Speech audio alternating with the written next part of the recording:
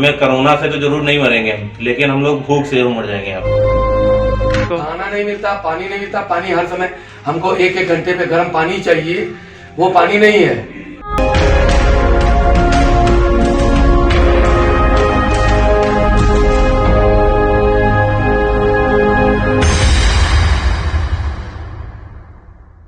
सीतापुर में तेजी से बढ़ रहे कोरोना मरीजों को लेकर चिंता हर कोई कर रहा है, मगर चिंतन पर बेफिक्री इस कदर हावी है कि आहिस्ता आहिस्ता जिले की स्थिति बेकाबू होकर आफत की ओर बढ़ रही है। सिस्टम की सीमाएं भी इस आपदा को बांधने में नाकाम साबित हो रही हैं। वहीं स्वास्थ्य महकमे के साथ जिला प्रशासन का बिगड़ा तालमेल और मुसीबतें बढ़ा रहा है। स्वास्थ्य विभाग भी मजबूरियों पर हावी अफसरों की मनमानी इस आपदा को हवा दे रही है। क्वारंटाइन सेंटरों की बदहाल तस्वीरें कागजी दावों की बखियां उधेड़ रही हैं। क्वारंटाइन सेंटरों पर सुबह 10 बजे चाय पीकर दोपहर 2 बजे लंच कर रात 10 बजे खाना खाने वाले लोगों की इम्यूनिटी भी भगवान भरोसे है। सेहत विभाग के मुखिया डॉक्टर आलोक वर्मा की कार्यशैली भी सवालों के घेरे में है। 6 अप्रैल को सीतापुर में दाखिल हुआ कोरोना 2 माह के लॉकडाउन की बेड़ियों के बाद भी 215 का आंकड़ा पार कर चुका है। वहीं एक्टिव केसों का भी शतक लग चुका है। हवा में फैल रहे इस जहर को रोकने में सरकारी मशीनरी नाकाम साबित हो रही है। अब हालात बेकाबू होने की कगार पर हैं, जिसके लिए किसी एक को जिम्मेदार भी नहीं ठहराया जा सकता। लेकिन लापरवाह अफसरों और बेफिक्र लोगों के चलते महामारी के बढ़ावे को भी इनकार नहीं किया जा सकता। सीएमओ डॉक्टर आलोक वर्मा से डीएम की नाराजगी तो पहले ही जगजाहिर हो चुकी है। वहीं डीएम के बाद नोडल अफसर मिनिस्ट्री यस के पत्र लिखने के बावजूद शासन द्वारा सिर्फ स्पष्टीकरण तक कार्रवाई का सिमटना उनकी मजबूत पैठ के साथ मनमानी को भी बढ़ावा दे रहा है। ऐसे में नुकसान किसी एक का नहीं बल्कि जिले की लाखों आवाम का हो रहा है। हालात ये हैं कि डिजिटल युग में भी सूचनाएं देने में प्रशासन नाकाम साबित हो रहा है। सोशल मीडिया पर भ्रांतियों भरे पोस्टों की भरमार है।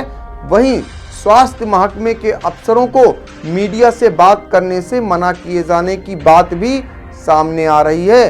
तभी तो कोरोना से संबंधित कोई भी जानकारी मीडिया को नहीं दी जा रही है। कोरोना के बढ़ते केसों के बीच खैराबाद के एमजे गेस्ट हाउस और एल1 हॉस्पिटल के क्वारंटीन सेंटर में मरीजों को रख तो दिया गया, लेकिन वहां के हालात कैसे हैं या वहां भर्ती मरीज वीडियो वायरल कर बता रहे हैं। मैं एक कोरोना पॉजिटिव पेशेंट हूं, जो कि इस समय खैराबाद के एमजे गोल्डन पैलेस में एडमिट हूं।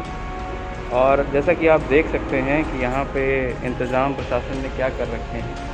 ये एक डस्टबिन है जो कि पूरा खुला हुआ पड़ा है, ठीक है, और इसका कचरा रूम के अंदर आता है। इतनी बार कहने के बावजूद भी यहाँ पे कोई व्यवस्था नहीं हुई है।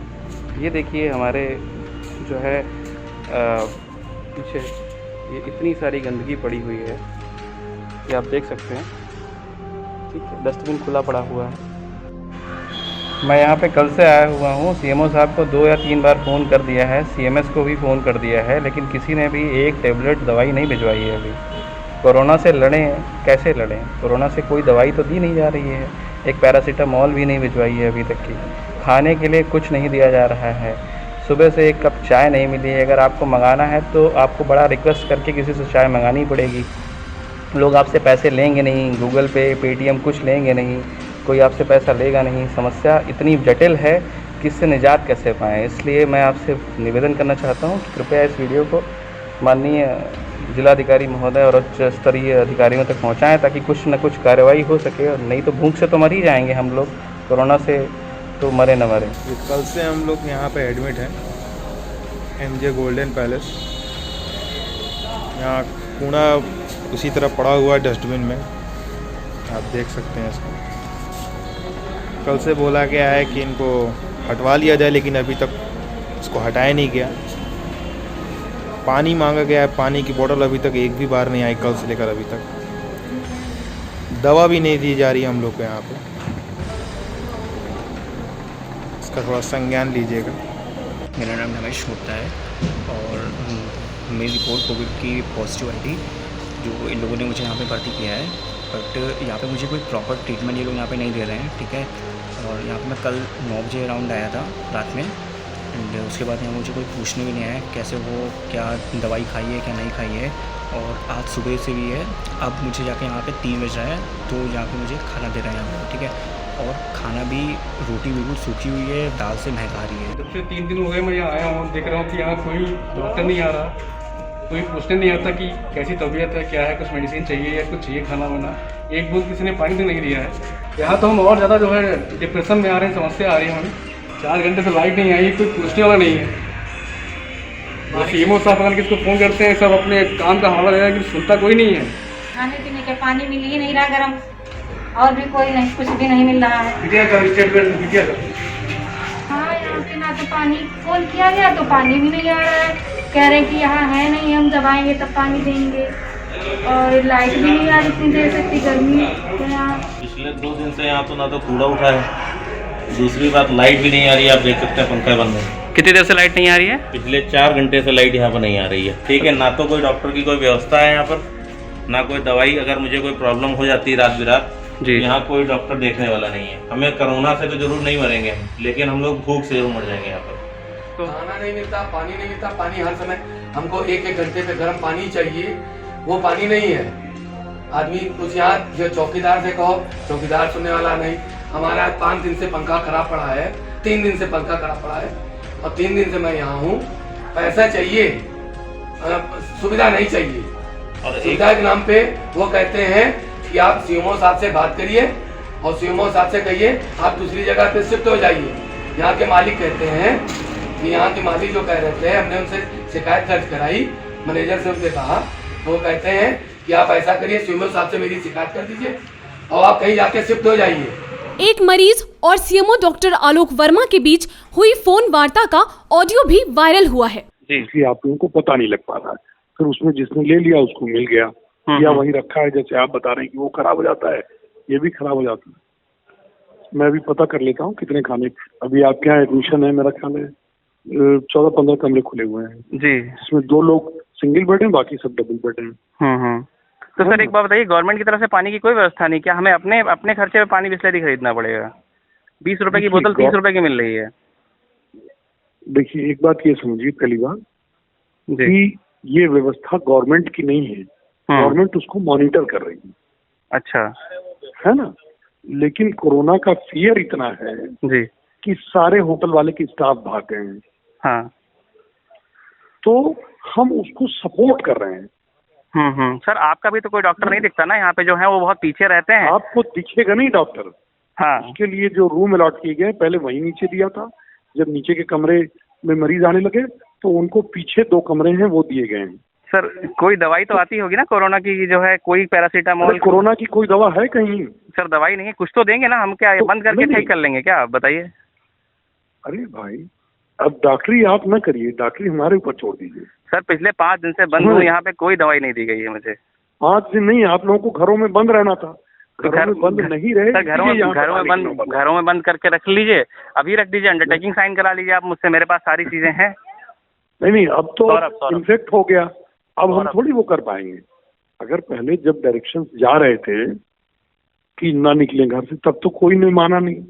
तो सर आपकी जो ये होम क्वारंटाइन की जो गवर्नमेंट ने इंस्ट्रक्शन जारी किए हैं उसमें एक अंडरटेकिंग है। नहीं सर, जो मैं बोलूंगा वो आप छोड़ दीजिए, आप अपने मुझसे। सर दिक्कत यही है ना सर। नहीं, हाँ सर, बहुत जानकार हैं सर। गवर्नमेंट अथॉरिटीज अपने हिसाब से काम करते हैं। क्या अपने हिसाब से आप लोग काम करना चाह रहे हैं सब? मैंने तुमको पलट के कॉल किया है ना। हाँ, कॉल किया है। अगर मैं बिल्कुल अपने हिसाब से ही काम करना चाहता तो मैं तुम्हें पलट के कॉल क्यों करता? नहीं, बिल्कुल सही कह रहे हैं सर। तुम्हारी समस्याएं सुन के जो एमिकेबल सोल्यूशन है वो निकालने के लिए मैंने किया है, नंबर 1। नंबर 2, आपकी हर बात मानने के लिए मैं बाध्य नहीं हूँ।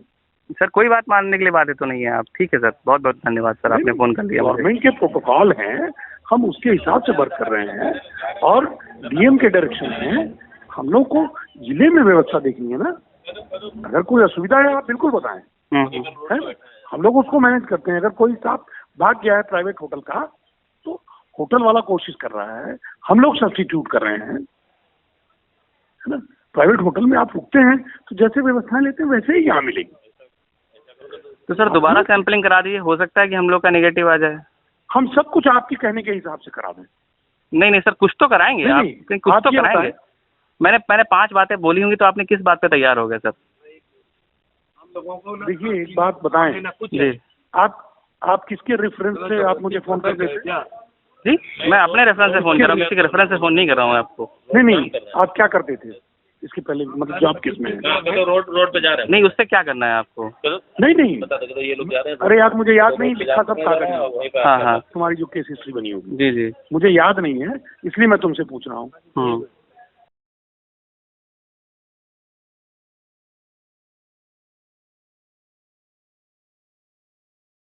तो पहली बात कि थोड़ी बहुत असुविधाएं आपको होंगी, उसको आप घर पर नहीं है, पहली बात ये समझ लें। We are trying our level best to provide services. That's very right sir, that's very right, but we are not getting anything. ठीक है, अब होटल वाले का स्टाफ अगर नहीं काम कर पा रहा है और भाग गया है तो क्या हम आपको सड़क पर छोड़ देंगे? नहीं नहीं सर, ठीक है सर, है ना। हम होटल वाले से भी बात कर रहे हैं, हमारा कैटरर भी कर रहा है ना। अगर आप किसी ट्रबल में फंसे हैं तो आप हमारे ऊपर चिल्लाने लगेंगे तो उससे थोड़ी काम हो जाएगा। सर मैंने कोई गलत तरीके से तो बात करी नहीं है आपसे, मैंने तो बहुत प्यार से बात कैसे गलत तरीके से होता है भाई? मैं आप कह रहे थे आपको वहीं से ना निकाल के यहाँ ले आता, आप वहाँ एडमिट हो गए तो उसके बाद मैं आपको यहाँ ले आया हूँ। जी जी, है ना। पूरा अमला दौड़ गया। मैं तो आपके साथ कोऑर्डिनेट और कोऑपरेट ही कर रहा हूँ, लेकिन कोई भी व्यवस्था घर की नहीं है, यहाँ फैमिली मेंबर्स नहीं है, सब आदमी नौकरी कर रहा है, सबके अपने अपने साइकोलॉजिकल फियर्स हैं। चलिए ठीक है सर, ठीक है, थैंक यू सो मच। पानी अगर कोई दे रहा है तो आप मामले में जब वीडियो वायरल हुए और थू-थू होने लगी तो जिले के प्रशासनिक मुखिया को सामने आना पड़ा और बयान देकर स्पष्टीकरण भी देना पड़ा। नहीं, ऐसा नहीं है, और वहाँ पे पर्याप्त बेड है। बेड अभी नया बेड भी भिजवाया गया है। इसके अतिरिक्त BCM हॉस्पिटल में 70 बेड की व्यवस्था है, 70 बेड की व्यवस्था है। जो भी मरीज जाते हैं उनको दूसरे गेट से ले जाया जाता है प्रॉपर तरीके से सैनिटाइज करते हुए, और जब बेड होता है तभी उनको वहाँ पे बैठाया जाता है। मुझे इसकी जानकारी नहीं है, लेकिन मुझे विश्वास नहीं हो रहा है कि ऐसा हुआ होगा, क्योंकि वहाँ पर्याप्त बेड है। यहाँ आई हॉस्पिटल है, आई हॉस्पिटल के रोटी गोदाम साइड के हिस्से को यहाँ पे कोविड केयर सेंटर के लिए लिया गया है। 130 बेड है यहाँ पे। अभी सैंपलिंग का काम यहाँ पे किया जाता है। कुछ ऐसे पेशेंट जिनका सैंपलिंग किया जाता है उनके यहाँ पे क्वारंटाइन की भी व्यवस्था की गई है, और अगर आवश्यकता पड़ेगी तो यह 130 बेड का जो हॉस्पिटल है ये L1 हॉस्पिटल के रूप में काम करेगा। आई इंडिया के लिए निशांत गुप्ता के साथ अरुणेश अवस्थी की रिपोर्ट।